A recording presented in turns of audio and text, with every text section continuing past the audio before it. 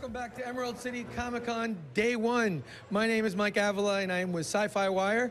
And what is Sci-Fi Wire? It is your one-stop shop for all genre entertainment news, original videos, podcasts, the latest trailers. You want it? We've got it at Sci-Fi Wire, and you can follow all of the coverage from Emerald City Comic-Con at hashtag ECCC and hashtag It's a Fan Thing throughout the entire con. And right now, it is my pleasure to introduce to the live stage one of comics' biggest artistic superstars, a guy you've known if you've been reading Marvel Comics the last 15 years, and the upcoming artist on Dark Horse's Berserker Unbound, Mike Deodato. Thank you. Mike, before you actually get started drawing, why don't you tell us who you're going to be drawing for us today? Yeah, I'm going to be drawing Berserker Unbound. It's my new project with Jeff Lemire for Dark Horse. It's a barbarian. I love barbarians. And he's coming from his world to our world, and he's taken care by his friend, new friend, Cobb. And it's about their adventures and the beginning of their friendship. So I'll take care of the action and blood and stuff, and Jeff Lemire will make you guys fall in love for the characters. I can't wait to see the book, because I always enjoy stories that bring, you know, the barbarians from past primitive ages into the modern day. Are you going to have a lot of fun with that whole stranger in a strange land? Yeah, yeah, that's this whole contrast thing that that makes me happy to put things that are completely different together, and two guys that are completely different, that don't speak the same language, to get bounded, and the rest I cannot say. Great. Well, let's see what the Berserker looks like. Go ahead and get started, and I'll just continue to stand off here to the side and bother you with questions as you start drawing. And I guess my first question to you is, every artist approaches a drawing differently. How does Mike Deodato approach a drawing when he sits down at the table or standing here and starts to draw? I like to start for the head and go for the rest of the body, following up, and I see what happens. I can make mistakes, so I can make it bigger, or depending of. I actually never had any classes of anatomy, and it's actually I feel I should have.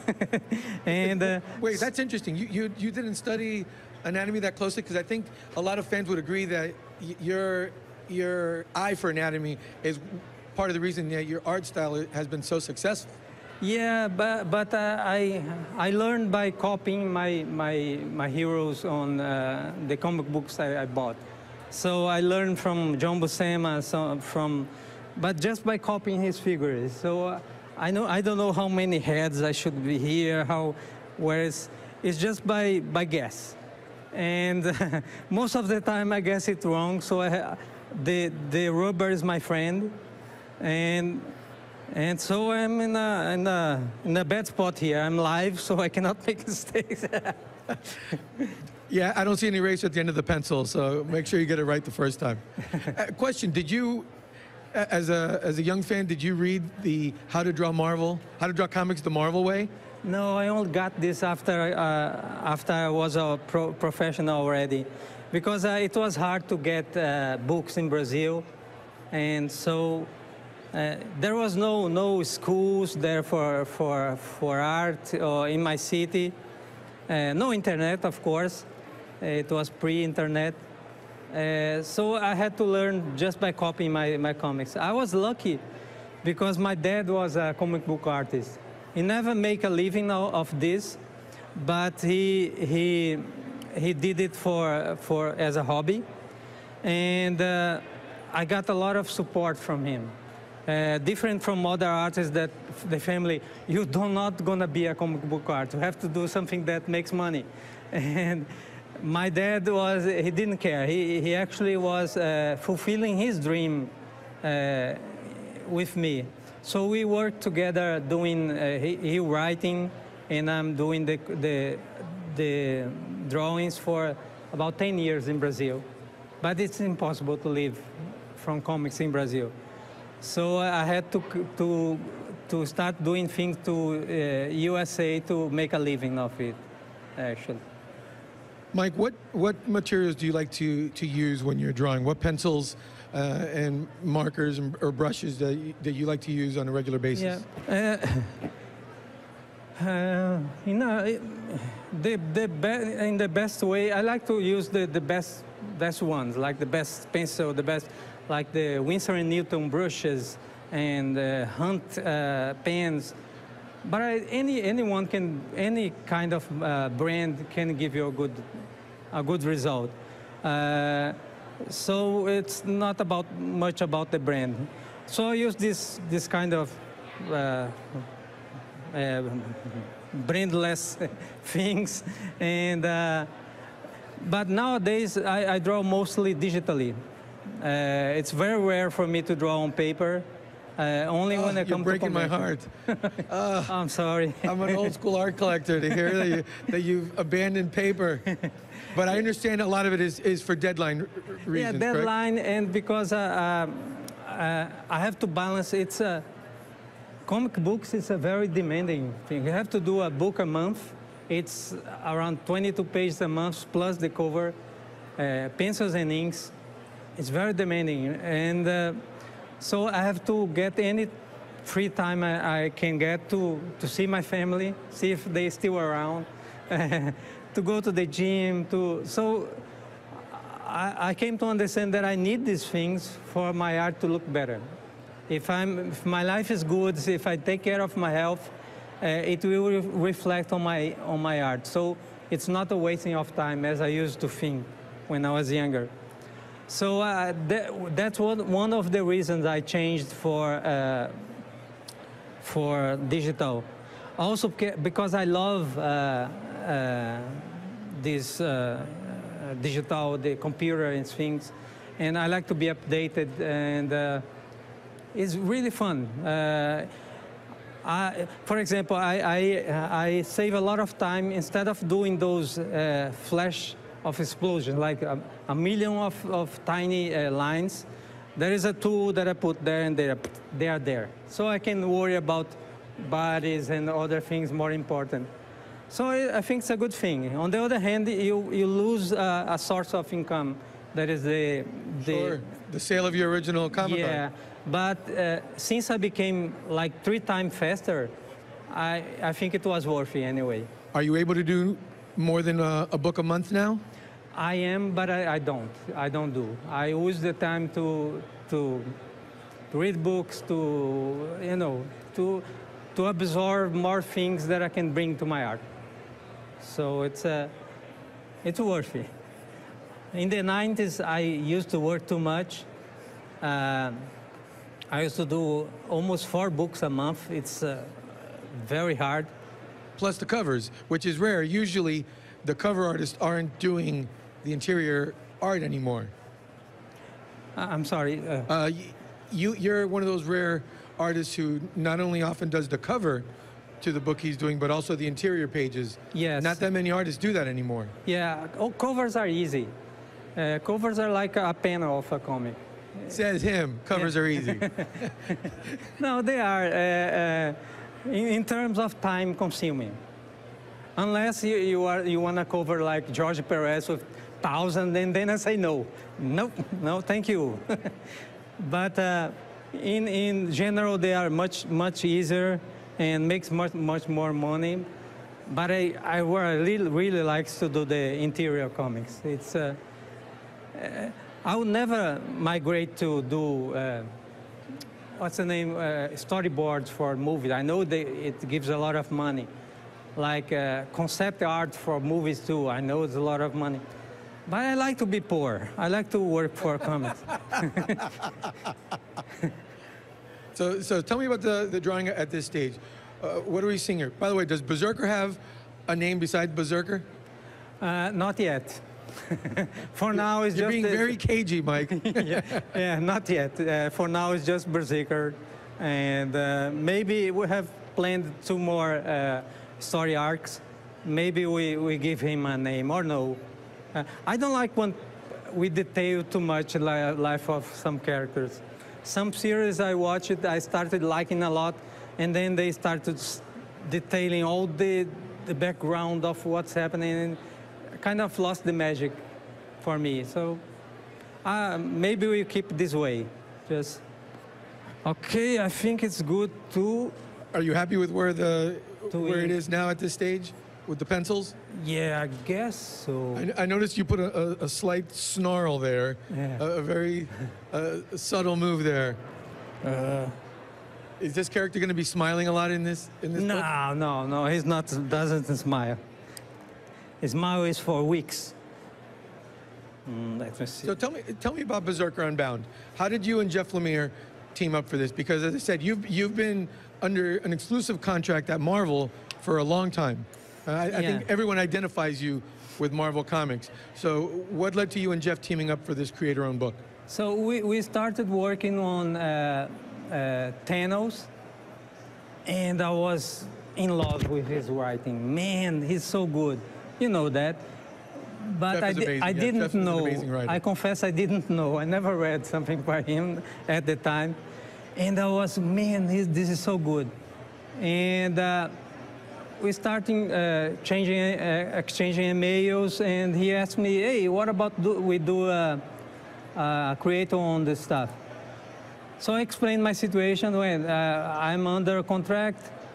We would have to do it slowly and wait till my contract is over. And okay, let's do it.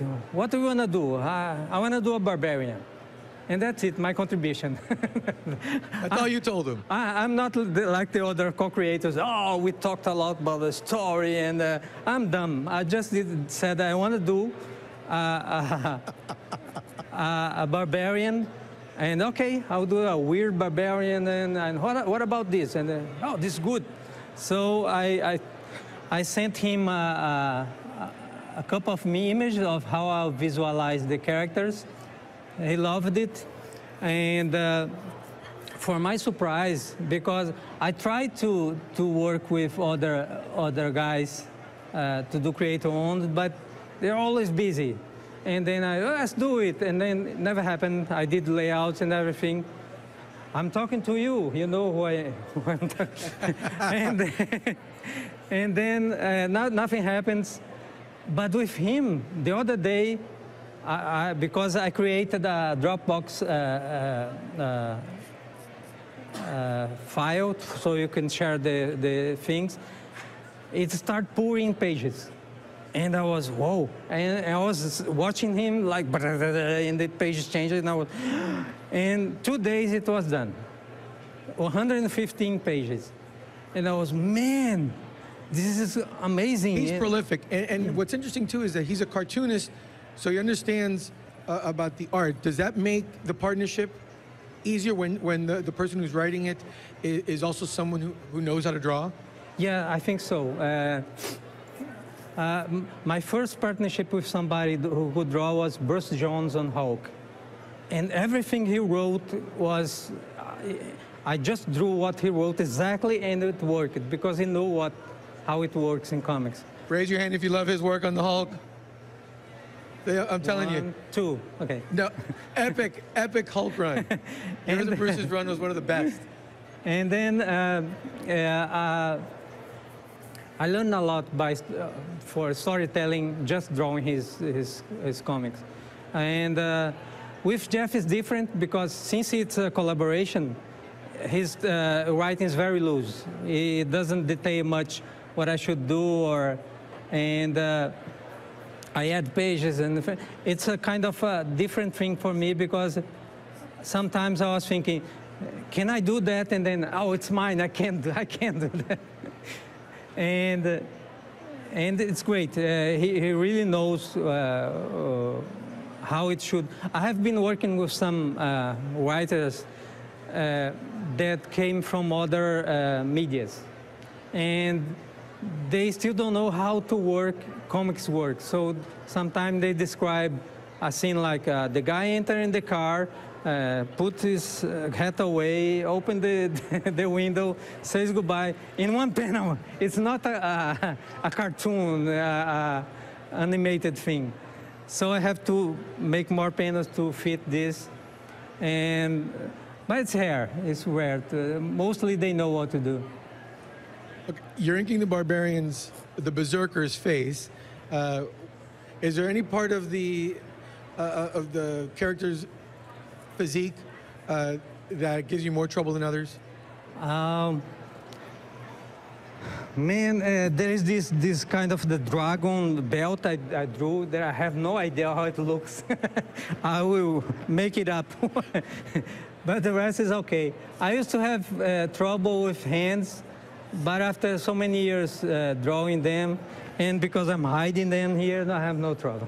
I also noticed you cut them off just above the knees so you don't do feet. Yeah, that's Feet are always the trickiest thing. Yeah. There are some guys that are perfect. There's a guy named, I think it's Italian, Saudelli. Man, his feet are fantastic, amazing. And then there are many artists whose feet are not amazing. You know who we're talking about. Yeah, but it's, you know, I learn from everything, from the bad drawings for the good drawings. Who were the artists that you really loved seeing their work when you were just a fan before you got into the business? Neil Adams. I have to go there and to this because he's my idol. He's fantastic. And he's so many years in the business and he still kicks everybody's asses. Sorry about the asses. No, I cannot say asses, right? I did it again. Sorry. You said it now. It's okay. So, man, he's fantastic. He's a power force. Also, I have a big influence from Frank Frazetta. Every time I draw a cover with a lot of people going after somebody, I try to be Frazetta. How he does it. So I'm always learning. He also drew like some of the greatest covers featuring barbarians ever. Oh yes, yes, yes. He was the best. And I'm always learning. Every time I found a new artist that I didn't know, I try to learn. For example, right now I rediscovered Alberto. Breccia. He did Mort Cinder with Osterhead, is from Argentina. He did it in the 50s, I guess, and it's great, it's fantastic. And I never had the chance to read it. I knew his art, but never had the chance to read Mort Cinder. And I'm blown away, I'm ashamed of my art, just by, oh my God, what I'm doing. And then it inspired me to get better, to try to am I wrong? You're fine. So I can recover some things that I left behind, because my art is always shifting from one way or another, especially with this digital thing. The tendency is for you to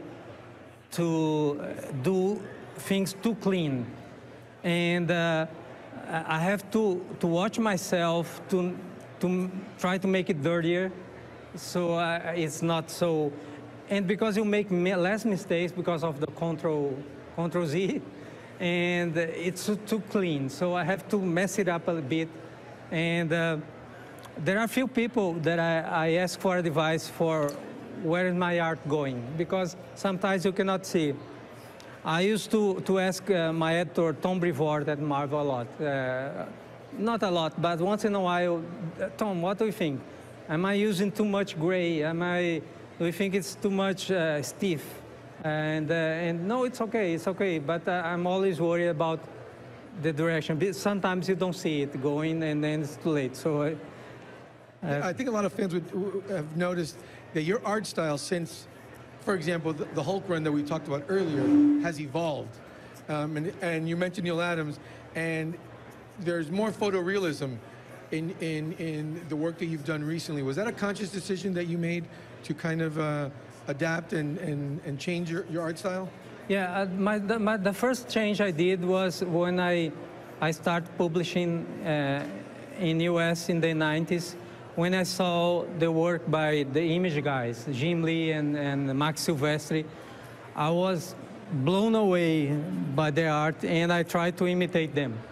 And it got me Wonder Woman, and I was loving it. But I was working too much in the 90s. In the end of the 90s, nobody wanted to work with me because my art was too bad. So I knew something was going wrong. So I made the decision to work less, to put more love on my work and get less money because I'm working less, but I would be rewarded in the future. So I started to do things more carefully, and that was the main reason, because I had lost my love for comics. I had to think what brought me to comics. When I was doing independent work at home with my friends, talking about, and this love I had lost, so I had to rewire my my head. And that's any decision I make on comics today for my career is based on this thing. I have to feel good about what I'm doing. Money come second.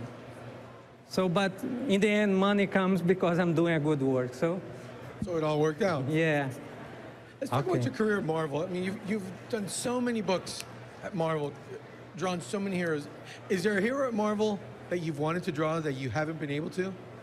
Oh yes, Kazar,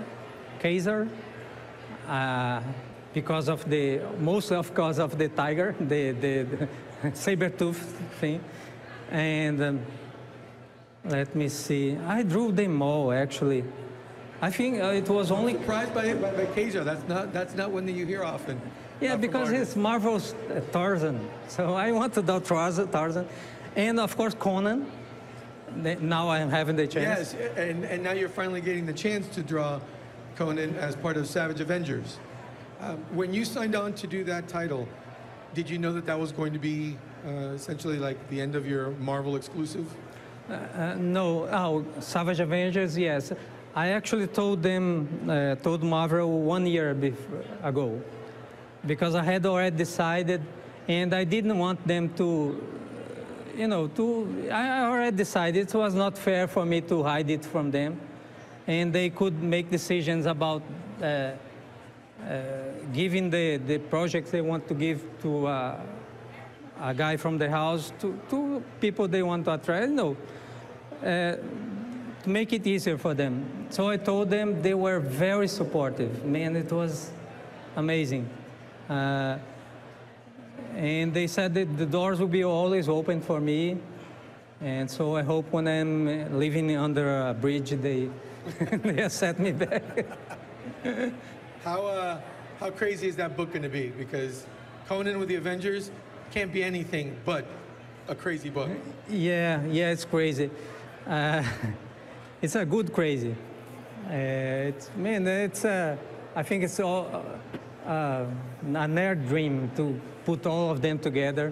It's very crazy, but it works. You're gonna see, and it's eye candy to draw. And Conan versus Wolverine, and Electro and Punisher together, and wow, it's really a fantastic farewell gift they gave me. Were those the comics that you grew up reading as a fan? Yeah, it was mostly Captain America.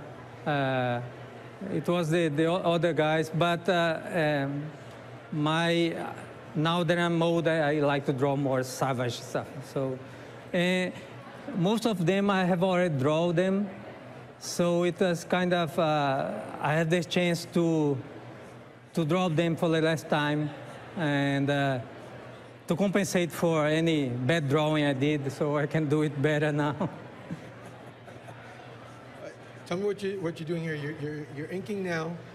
How do you determine the shading that you include? Oh yes, I don't. Usually, I pick the light from here, but it depends on if it's a loose illustration.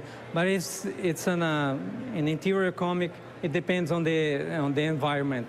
So, but depends on what's going on. If it's a very dramatic scene, I put the light so the shadows cover all of them, and depends on the mood.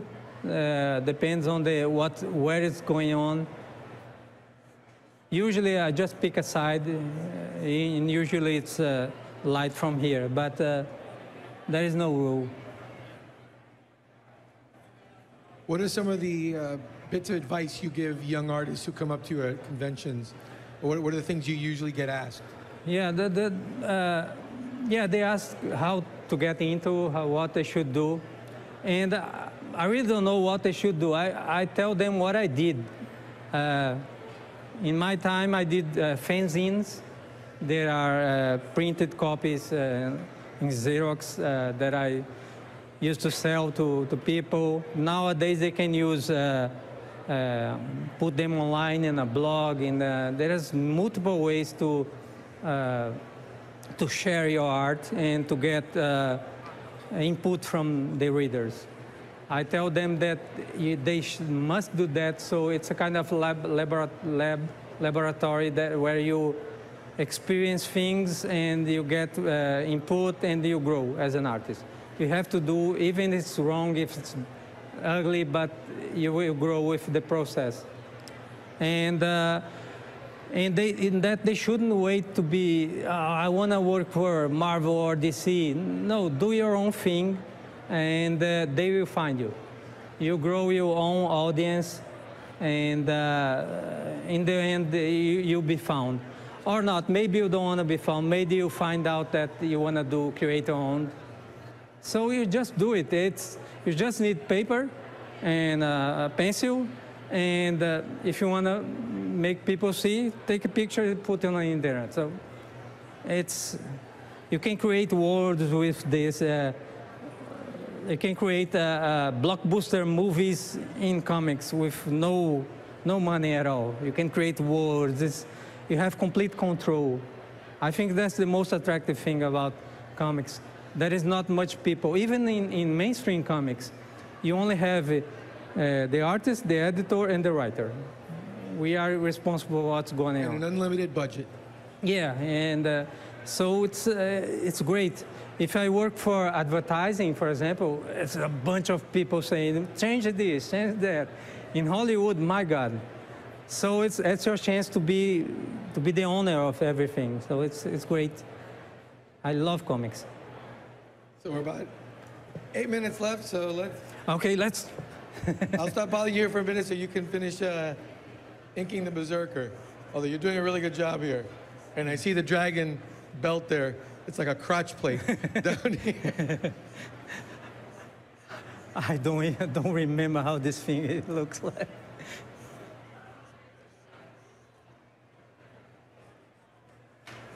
Is that like the fur, the skin of a dead animal that he's wearing as a coat or cape?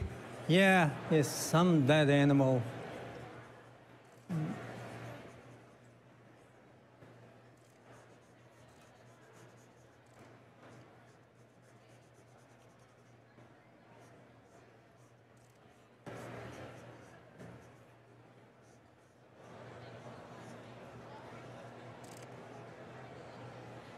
Once I did a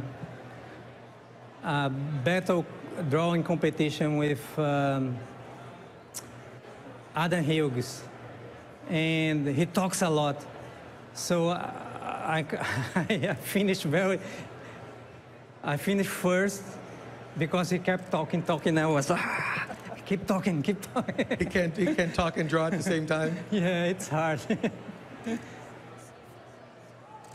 I mean, obviously you're taking different steps in this being a live thing on the stage, and you're doing primarily digital. But when you sit down at the board, I mean, at the table with your digital tablet, I guess, do you approach it the same way, where you just do the light doodles? Yes. With the digital, is it a digital pencil? Is that the proper term for it? Yeah. The difference is I have layers. So I do the layers. It's like a paper that you can see the other side. Layers, I do layers, then I put another layer, do better and do better. So there's a lot of freedom because you cannot make mistakes. In paper, yeah, you can make a mistake. In paper, you cannot. If you make a mistake, you have to put white ink or put a paper. It's harder to, so you have to be more careful. And in what about backgrounds? Does digital help you with busy backgrounds? For example, this book is taking place in the modern day, so there's going to be cities and buildings and cars. Oh yeah, I use a lot of reference from Google and also the Google SketchUp. It's a 3D app that you can find all sorts of things like weapons and cars and buildings. It helps a lot because I don't have to prove that I can do things on perspective or cars, but if I have the reference, oh, better, I'm faster. So I use them a lot. Yeah, we see it on the cover too, that you guys have released for the first issue where he's standing in the middle of traffic. Yes, yes. Cars. So that's a combination of your drawing with photo references? Yes, photo reference and 3D models. So I use them all. I don't recommend for guys that are starting now, that they're starting to draw now. I recommend them to suffer. You have to suffer, and you have to learn, and then you can use this stuff. But if you use now, it's gonna be like, you're gonna depend forever from this. So it's better to learn, and then you can use this, I don't know the name, when you take a path that is closer, I don't know. Okay, 4 minutes. Okay. You have 4 minutes to make some more magic.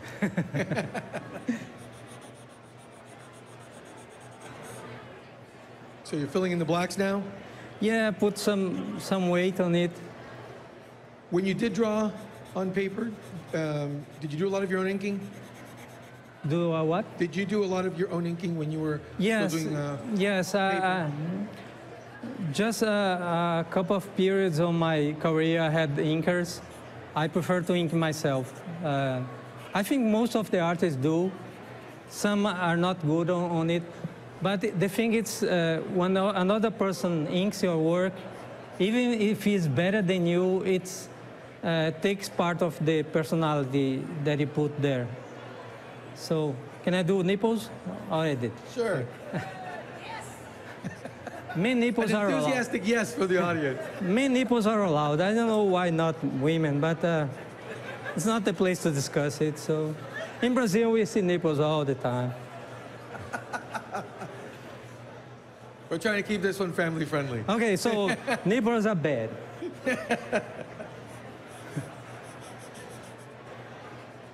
Are you doing all the covers for Berserker Unbound?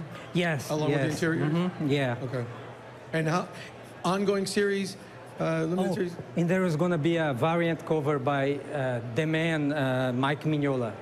Yes. Ooh. I don't know how they blackmail him to do that, but I don't care. That's nice. That's a great artist to have do a variant for it's you. good. I think I'm not going to give it to you. It's mine. You're happy with it? Yeah. It looks fantastic. I like it. Usually when I do in things big like that, I end up doing him like small. But if some way I got it right. I don't know why. Because I have no background on anatomy, so I pretend I know where the muscles are, and that's why I like drawing Hulk. I think you're doing a great job of pretending. Yeah. One thing I learned that's right for drawing is it has to look right. It doesn't have to be right. If it looks right, it's right. That's a great saying. Make sense? Yeah. It doesn't have to be right. It has to look right. Yeah. A great way to put it. Now, where are you going to decide where to sign this? Okay, I think here. Man, I spent years training this signature. Well, every great artist has to find the right signature, right? Yeah. It's a mix of Frazetta and my dad's. That's beautiful. Ladies and gentlemen, the great Mike Deodato. Thank you. And Berserker. Berserker Unbound from Dark Horse. When does it come out? August. August? Great. Yeah. Mike, thank you so much. Thank you. For joining us. This was fantastic. I mean, what a treat to see you draw this right here. Okay, hey guys, don't forget, keep following everything on the hashtags ECCC and hashtag It's a Fan Thing. And coming up next on the live stage here at Emerald City Comic Con, Brian Shermer on Fair Lady. Cool. Thank you.